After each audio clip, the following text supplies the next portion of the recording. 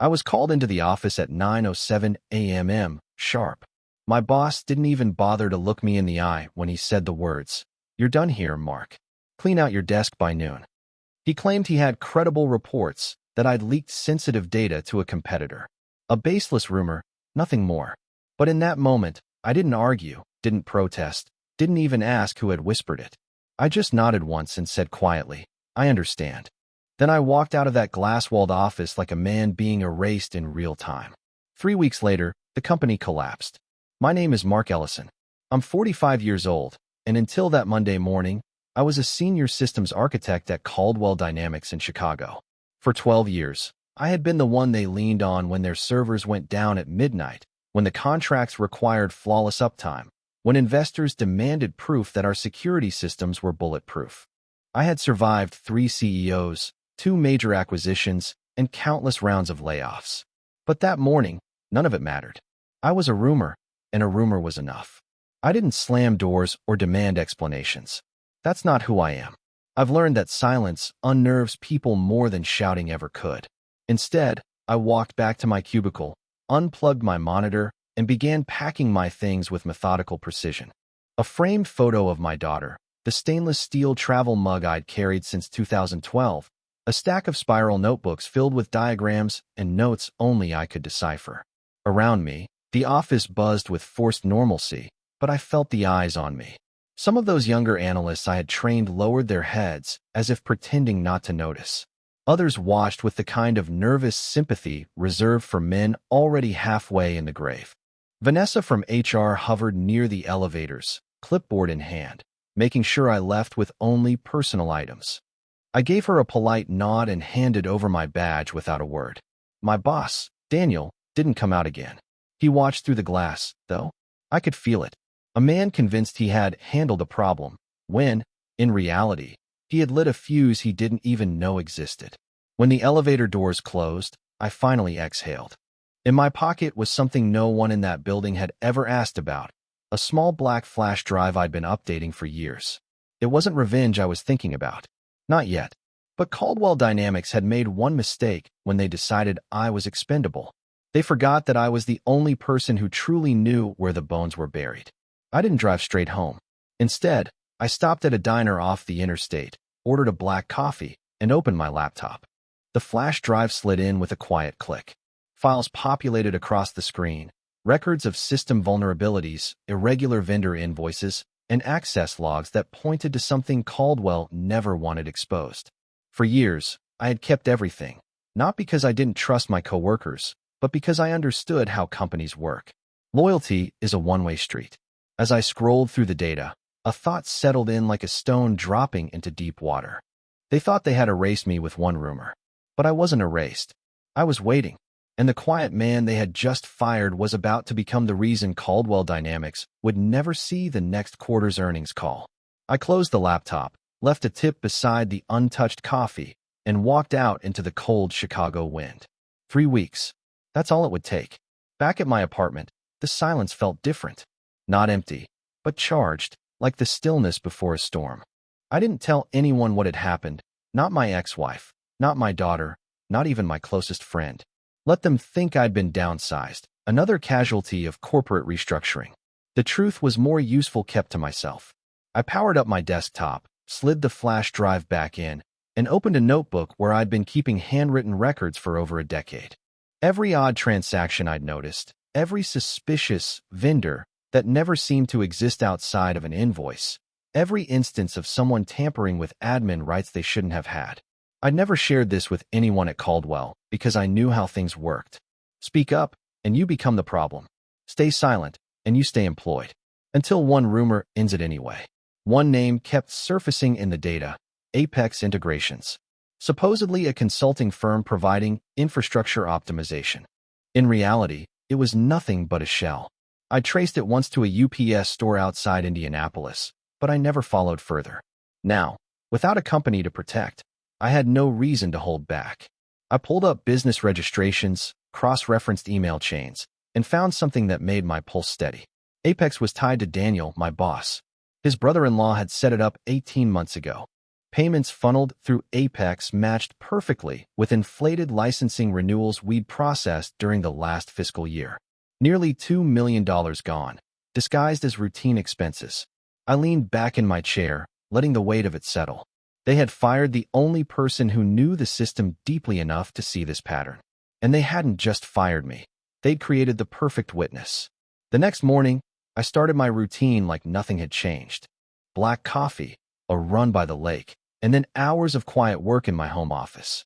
Except now my work wasn't for Caldwell. It was for myself. I organized everything into folders: vendor fraud, admin abuse, unauthorized transfers. Methodical, precise, impossible to argue with. Each piece of evidence was a nail in the coffin of Caldwell Dynamics. 3 days later, my phone buzzed. An email from Vanessa in HR, couched in legal language, reminding me of confidentiality obligations tied to my separation. I smiled. I hadn't signed anything. They were already nervous. That was good. Fear spreads faster than truth in companies like Caldwell. And silence, my silence, was starting to rattle them. That night, I stared out my window at the city lights and thought about my daughter. She was in grad school, working late shifts to cover what her stipend didn't. She thought her dad was just a quiet systems guy who'd been unlucky. She had no idea that her father now held the kind of evidence that could bring down an entire corporation. I wasn't going to waste it on anger. I was going to use it like a scalpel. I closed my notebook and wrote 3 words on the first page of a new one: freeze. Track. Respond. It wasn't revenge. Not yet. It was strategy. And Caldwell had just turned me into their most dangerous enemy, simply by giving me nothing left to lose. I knew better than to rush. Information is only as powerful as the timing of its release. So, instead of blasting everything out at once, I started small. I created a new email account, one that looked like it belonged to an internal server Caldwell still used. Then I scheduled my first move. At exactly 9:15 on a Wednesday morning, the day of their quarterly board meeting, I sent a message directly to Daniel. The subject line read, "Financial irregularities." Inside, I outlined just enough detail about the Apex scheme to make his heart stop, but not enough for him to know how much I really had. I left out names, left out dates, just a breadcrumb trail designed to make him panic. By 9:30, my phone buzzed with a missed call from Daniel's office line. A voicemail followed, terse and clipped. He said we needed to talk immediately. I didn't call back. I wanted him twisting in the silence, wondering how much I knew, and who else might know it too. By 10:30, another email came in, this time from Vanessa in HR. The tone was legalistic, cold. It warned me against violating confidentiality obligations and threatened legal action if I continued harassing company executives. That was when I smiled for the first time since I'd been fired. They were scrambling, and scrambling people make mistakes. Later that afternoon, my old mentee, Steven, texted me.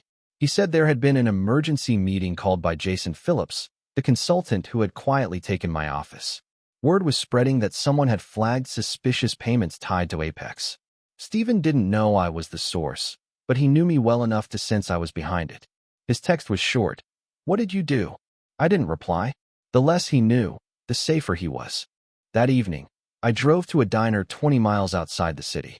I ordered dinner but barely touched it, my eyes fixed on my laptop screen. I combed through older backups, connecting dots I hadn't seen before. The Apex scheme wasn't isolated. 2 years earlier, there had been inflated invoices from a different firm, Lakeside Consulting. Its listed CEO? Patricia Wilcox. Brian, the CFO's wife. They'd been running variations of this scam for years, hiding behind layers of family names and shell corporations. It wasn't just Daniel and Brian. It was systemic. And the deeper I dug, the clearer it became that Jason Phillips hadn't been hired to modernize IT. He'd been brought in for one purpose: to eliminate the one man who could see through the smokescreen. Me. By the time I closed my laptop, I wasn't angry anymore. I wasn't even tired. I was focused. Caldwell Dynamics thought they had cut out the problem. What they didn't realize was that I had been documenting every vulnerability, every weak point, for years. And now I had nothing left to protect but myself. The next phase wasn't about exposing them yet. It was about making sure when I did, there would be no way for them to cover it up. Silence was my weapon, and I was just getting started. The next morning, I woke early, long before the city stirred. I poured myself a black coffee and sat in front of my laptop, staring at the folders of evidence I had organized. I didn't need to add anything new that day. What I needed was to control the tempo. Timing was everything. Caldwell was already restless. Now, it was time to turn restlessness into fear. I drafted a second email, this one scheduled to go out not to Daniel, but directly to the company's finance committee. The message came from the same internal-looking account, but this time I included sharper details, specific amounts tied to Apex, dates of transfers, vendor codes that only someone inside the system would recognize. It wasn't a full map, just a fragment, but enough that the committee couldn't ignore it. I attached one file, heavily redacted, and ended with one line. Ask your CFO to explain these. Then I closed my laptop and went for a long walk by the lake. I didn't need to see their panic in real time. I already knew how it would unfold. By noon, the messages started. First from Daniel. Angrier now, not panicked, but defensive. He accused me of trying to blackmail the company, threatened me with legal action, said everything I had was fabricated. I didn't reply. 2 hours later, another voicemail came in, this time from Brian himself. His voice was calm, practiced, too smooth. He said he was sure this was a misunderstanding, that I should meet him privately to discuss my concerns. I listened twice, then deleted it. That night, I pulled out an older backup drive from my safe deposit box. On it were original security protocols I had written years ago, protocols that logged who had accessed what systems and when. I cross-checked the timestamps with the fraudulent payments. There it was in black and white. Brian Wilcox himself requesting expanded approval rights exactly when the Apex transactions began. It was no longer just circumstantial. It was direct, and it meant when the time came, there would be no denying it. The silence I maintained over the next 2 days was deliberate. Inside Caldwell, panic was spreading like fire through dry brush. My former colleagues whispered in text messages, fragments of updates about emergency board sessions, and consultants looking pale. Even Stephen, usually optimistic, admitted morale was collapsing. I didn't respond to him either. Silence wasn't just power now. It was protection. On the third day, I called one person. Robert Chun. He was a board member, older, semi-retired, the kind of man who still read every audit line by line. Years ago, during a security rollout, I'd worked with him directly. He respected precision. He respected patience. When he picked up the phone, he recognized my name immediately. We met in a park the next morning, away from cameras and offices. I handed him a sealed envelope with a printed summary and a flash drive. He didn't ask why I was doing it. He just studied me with sharp eyes and said quietly, "If this checks out, there will be consequences." I nodded once. That's all I want. As I walked back to my car, I knew the fuse was lit. And Caldwell Dynamics had no idea how close they were to detonation. When I left the park that morning, the city looked the same, but I knew it wasn't. Somewhere inside Caldwell Dynamics, cracks were beginning to spread, silent but unstoppable. I didn't need to push any harder for the moment. The evidence was in Robert Chin's hands now, and I trusted he would know what to do with it. My role was to stay quiet, to watch, to let fear do what it always does, corrode from the inside. The following day, I received a text from Stephen. He wrote that the board had called an emergency finance committee review, unusual for a Friday morning. The executives had been summoned without notice. He added that Jason Phillips looked like a man on the edge of collapse. I didn't answer, but I read it twice. Jason wasn't built for pressure. He was brought in to execute a quiet replacement, not survive a corporate autopsy. By late afternoon, I heard the first ripple. A local business site published a brief article, Caldwell Dynamics executives under internal review for irregularities in financial reporting. No names yet, no details, but the tone was cautious. They'd caught a whiff of smoke, but not the firestorm that was about to erupt. That evening, I sat on my balcony overlooking the Chicago skyline. I thought about all the years I had walked into that glass tower, carrying a quiet pride in my work, thinking loyalty still meant something. I thought about how quickly it had all been stripped away by one rumor. And I thought about how poetic it was that silence, the same weapon they used against me, was the one I had mastered. Saturday morning, my phone rang. A number I hadn't seen in years, Brian Wilcox himself. I let it go to voicemail. His message was precise, calculated, but I heard the strain beneath it. He called me by name, said there was no need for things to escalate, suggested we could reach an arrangement that was mutually beneficial.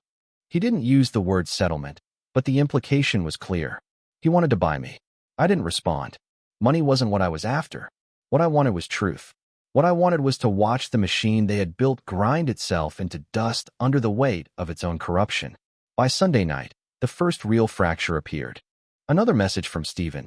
This one short, hurried. Police at HQ. Executives separated for questioning.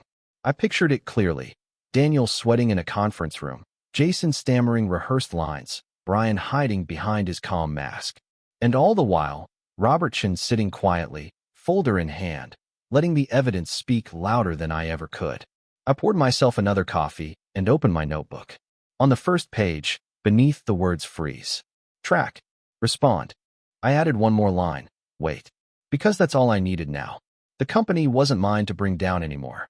It was already collapsing under its own weight. And I was the one who had pulled the first stone from the foundation. Monday morning arrived with a chill in the air, the kind that hinted winter was coming. I woke early, not because I had to, but because habit is hard to kill. By 8 o'clock, I was sitting at my desk with coffee in hand when my phone began buzzing. Unknown numbers. One after another. I didn't pick up. I already knew who it was. Assistants, attorneys, board members scrambling to reach me. Let them wait. At 9, I received a call I did answer. Robert Chun. His voice was low, deliberate. He told me the board had confronted Brian and Daniel with the evidence. Brian had cracked almost immediately, trying to shift blame onto Daniel, claiming he'd been pressured. Daniel, in turn, denied everything, insisting he had no knowledge of the Apex payments. Jason tried to play the role of the uninvolved consultant, but nobody believed him. Robert's exact words stayed with me. It was a bloodbath. By noon, local media had already updated their story. This time, names were included. Caldwell Dynamics CFO, Brian Wilcox, suspended pending investigation. COO Daniel Heller placed on administrative leave. Outside consultants under review. It wasn't the final blow, not yet, but the collapse had begun. I closed the article and leaned back in my chair. 12 years of loyalty erased by one rumor, and now the same silence they used against me had turned into their executioner. I didn't raise my voice. I didn't need to. That evening, I received another text from Stephen. Short, nervous. They're saying you had something to do with this. Is it true? I didn't answer. I couldn't protect him from the fallout, and I wouldn't risk dragging him into something larger than he could handle. Still, I knew my absence of words would speak louder than any reply. By Tuesday, the story had spread beyond business outlets. National news picked it up, headlines about corporate fraud, insider schemes, millions siphoned through shell companies. Every story carried the same phrase. A whistleblower provided documentation. They didn't use my name. They didn't have to. Inside Caldwell, everyone already knew. I spent that day quietly preparing for what came next. I made backups of every file, stored them in multiple locations, digital and physical. I wrote out a full timeline of the fraud, cross-checked it with financial records, and locked it away. Not because I needed leverage anymore, but because I understood people like Daniel and Brian. Desperation makes them dangerous, and silence can only protect me if it's supported by proof. That night, I sat at my kitchen table, lights low, and thought about the irony. They had fired me because of a rumor, a lie whispered in the right ear. They thought removing me would silence a problem. Instead, it created the one thing they couldn't control, a man with nothing left to lose, holding the truth like a blade. Caldwell Dynamics wasn't just wounded now. It was bleeding out, and I was going to make sure it never recovered. By midweek, Caldwell Dynamics was unraveling in real time. The news cycle had locked onto the story like a predator that wouldn't let go. Each headline grew sharper, each article more damning. Words like fraud, embezzlement, and criminal investigation filled the airwaves. Investors started pulling out. Stock prices fell. Employees whispered in hallways, wondering if they'd even have jobs next month. From my quiet apartment, I watched it all unfold like a man reading his own playbook. On Wednesday afternoon, I received another voicemail. This one wasn't from Brian or Daniel. It was from the company's general counsel, Patricia Graves. Her voice carried the weight of someone trying to sound calm while the ground was collapsing under her feet. She said the board wanted to meet with me, to hear directly what I knew, to work together toward resolution. Resolution. That word told me everything. They weren't trying to stop the bleeding anymore. They were trying to survive it. I didn't answer her call. Instead, I prepared my next move. Using credentials they had forgotten to revoke, I accessed the company's email system one last time. I scheduled a message to deliver directly to the entire board at 8 a.m. sharp the following day. Attached was my full report, spreadsheets, audit logs, email chains, registration documents for Apex and Lakeside, and the detailed timeline of every fraudulent transfer. No more breadcrumbs. This was the full collapse, laid out in a format that couldn't be ignored. That night, I didn't sleep much. I sat at my desk, staring at the city lights, thinking about how fast things had shifted. 3 weeks earlier, I had been just another loyal employee, disposable and silent. Now I was the quiet force dismantling an empire from the outside, one move at a time. Thursday morning arrived crisp and clear. At exactly 8 o'clock, the message deployed. By 8:17, my phone started ringing. I ignored the numbers I didn't recognize. At 9:05, Steven sent me another text. Boardroom chaos. Names flying. Executives pale as ghosts. Police coming in again. I didn't respond. Silence had become my language, and it spoke louder than any words could. At 10 o'clock, Robertson called. I answered. His voice was sharper this time, energized. He said the evidence had blown the board wide open. Brian had confessed, hoping for a deal. Daniel tried to deny everything, but the logs tied his credentials to the approvals. Jason claimed ignorance, but the consulting contract trail was too obvious. Robert told me, they're finished. Every one of them. I thanked him quietly. He paused, then asked what I wanted out of all this. I thought about that for a long moment before answering. What I wanted wasn't money or even recognition. What I wanted was for the truth to stand on its own, undeniable. Caldwell had burned my loyalty. Now all I needed was their downfall. By Thursday evening, the story had broken wide open. Executives named, investigations confirmed, resignations announced. Caldwell Dynamics was no longer a company fighting scandal. It was a company fighting for survival. And I was the reason it was happening. The quiet systems guy, the man who never raised his voice, had finally spoken. Not with words, but with evidence. And the collapse was only beginning. By Friday morning, the collapse was no longer a secret whispered in boardrooms. It was public, raw, unavoidable. Caldwell Dynamics stock had lost half its value overnight. News anchors spoke about one of the largest corporate fraud cases in recent memory.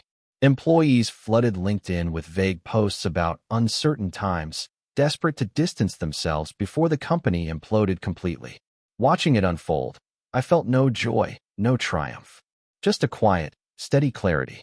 This was what I had prepared for. At 8:45 that morning, I received a call from Robert Chin. His tone was direct. He said the board had voted unanimously to suspend Brian, Daniel, and Jason pending criminal investigation. He added that law enforcement was preparing charges and federal investigators were already involved. Then he told me something unexpected. The board wanted me back. Not as an analyst, but in a new role. Chief Information Security Officer, reporting directly to them. For the first time in weeks, I allowed myself a small laugh. They had cut me loose over a rumor, discarded me like a worn-out cable, and now they were asking me to become the architect of their survival. I didn't give him an answer. Not then. Instead, I said I needed time to think. Silence again. It unsettled him. I could hear it in the pause before he replied. That afternoon, I walked through downtown Chicago, blending into the crowd. Nobody knew who I was, and that was the point.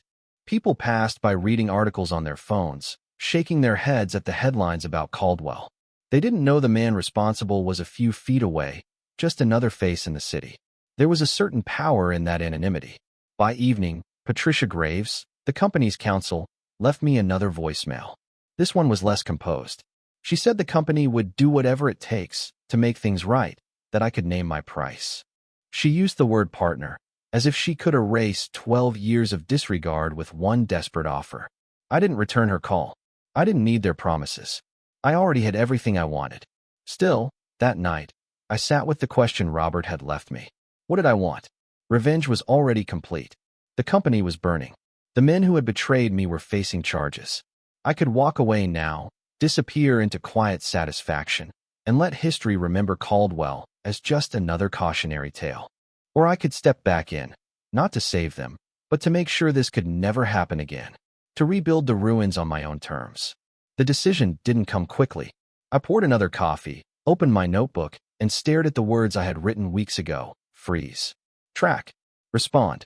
Then I added a final word beneath them: rebuild. The collapse was inevitable. But what came after, that was mine to decide. The following Monday, I put on a suit I hadn't worn in years and walked into Caldwell's headquarters. The lobby looked the same: polished floors, glass walls, employees moving briskly with coffee in hand. But the air was different. Conversations hushed when people saw me. Eyes followed me the way they never had before. Respect, or fear, maybe both. Security handed me a visitor badge with unusual deference. "Welcome back, Mr. Ellison," the guard said quietly. "Not Mark, not sir. Mr. Ellison." It was subtle, but I felt the shift. I wasn't just another systems guy anymore. I was the man who had survived their purge and come back stronger. The elevator ride to the executive floor was silent. I had never been summoned here as an employee. Now the board was waiting. 10 faces around a polished table, each of them carrying the weight of what I'd done. Robert Chin gave me a small nod, the kind a soldier gives another across a battlefield. The interim CEO began with gratitude, but I didn't respond. I let her words hang in the air while I placed a folder on the table. Inside were the conditions I had written the night before. Full audit authority across every department. An independent budget. Veto power on financial technology decisions. I didn't explain them. I just sat in silence, watching them read. The CEO's eyebrows rose. She called it unusual. I corrected her quietly. So was siphoning millions through shell companies.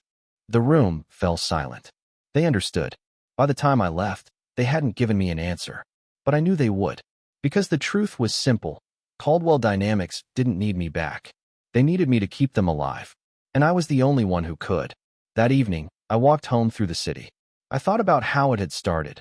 One rumor, one careless lie whispered into the right ear. That was all it had taken to erase me. And yet here I was, not erased at all, but rewritten into the very structure of the company. When the call came the next day, I wasn't surprised. They accepted every condition. I would return, not as the man they discarded, but as the man who would oversee their every move. But it wasn't triumph I felt. It was something colder. Satisfaction, yes, but also a kind of clarity. They hadn't invited me back out of respect. They had done it out of fear. And fear was exactly what I needed. As I ended the call, I looked down at the notebook still sitting on my desk. 4 words stared back at me: freeze, track, respond, rebuild. The last stage had begun. Not for them, for me. I wasn't just coming back to Caldwell Dynamics. I was coming back to finish what they had started. 6 months later, I sat in my new office, a corner view of the Chicago skyline stretching out beneath me. The title on the door read Chief Information Security Officer. It wasn't the role they had fired me from. It was one they had created because of me.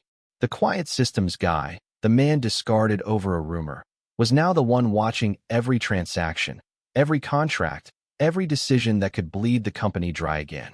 Brian had pled guilty, trading cooperation for a reduced sentence. Daniel fought the charges but drowned under the weight of the evidence. Jason fled the country for a time but was dragged back in chains. Caldwell Dynamics had survived, but barely. Their empire had been gutted, their credibility shredded, their leadership rebuilt from ash. I walked the halls differently now. People nodded with respect, some with gratitude, others with wariness.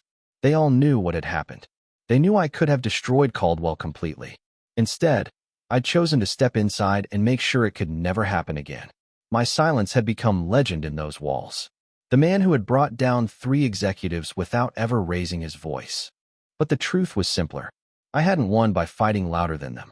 I had won by refusing to fight on their terms at all. They wanted noise. They thrived on deception, distraction, rumors whispered in closed rooms. I gave them none of it. I gave them silence, precision, facts. And in the end, silence was the one weapon they couldn't defend against. Sometimes, late at night, I would think back to that morning when Daniel told me to clean out my desk. The way Vanessa from HR hovered at the elevator with her clipboard. The way the younger analysts pretended not to see me packing up my life in a cardboard box. They had all believed the rumor. They had all believed I was finished. And now, the same people passed me in the halls with lowered voices, careful not to waste words in my presence. They respected what they couldn't quite understand, a man who had turned their own system into a weapon against them. One evening, as I left the building, Robert Chin stopped me in the lobby. He said quietly, "You didn't just rebuild the company. You rebuilt yourself." I didn't answer. I just nodded once and walked into the night. The truth was, Caldwell Dynamics wasn't my victory. It was just the battlefield where I proved the lesson I'd known all along. Some bridges collapse under their own weight, and some, when rebuilt properly, become stronger than they ever were. I hadn't shouted. I hadn't begged. I hadn't demanded respect. I had simply taken it, quietly. And that was the real end of Caldwell's story. Not their collapse, but my silence. A silence that no rumor could ever erase. Support the channel by liking, commenting, and subscribing. I promise even more interesting stories.